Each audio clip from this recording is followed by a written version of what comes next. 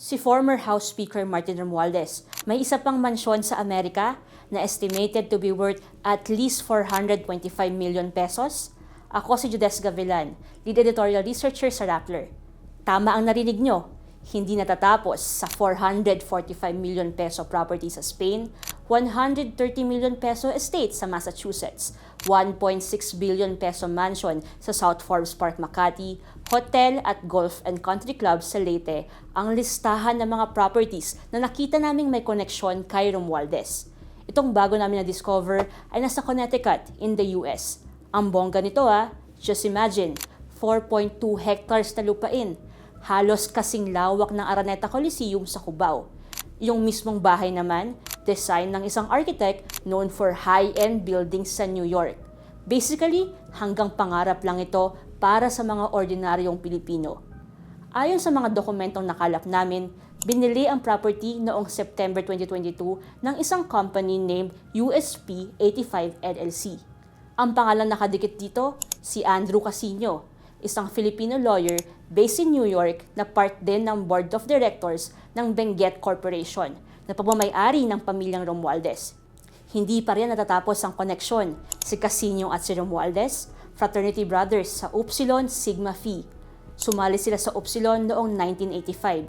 Upsilon Sigma Phi, 1985. USP 85. Gets ba? Ilang beses kami nag-reach out kay Romualdez at Casino para kunin ang kanilang panig, pero hindi sila nag-reply. Anyway, baka familiar na rin kayo kay Casino. Siya kasi yung lawyer na involved doon sa 130 million peso mansion in Massachusetts. May similarities din ang dalawang property transactions na ito. Yung sa Connecticut, nakita namin na inilipat ito ng USP 85 LLC sa isang kumpanyang nakarehistro sa Delaware State sa US noong July 2025 gamit ang quitclaim deed.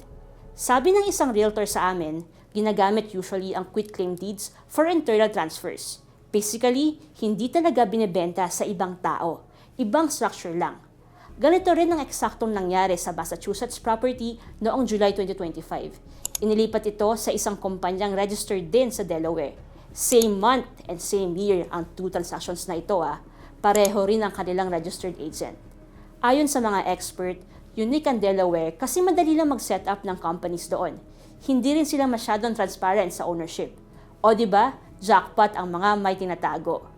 If you also zoom out, marami pang transactions na involve ang Upsilon Brothers ni Romualdez. Nandyan ang lawyer na si Jose Raulito Paras na nadiskubre ng Rappler na involved naman sa 445 million peso property sa Spain at 1.6 billion peso mansion sa South Forbes Park, Makati. Sinabi na rin ng ombudsman na walang financial capacity si Paras para mabili ang Forbes Park Mansion. Kaya posible raw na money laundering ito.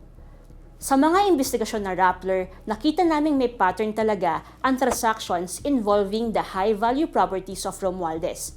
Hindi nawawala dito ang business associates, ang mga broad sa Upsilon, at ang paggamit ng mga kumpanyang sinet up lamang tila para pagtakpan ang mga yaman ni Romualdez.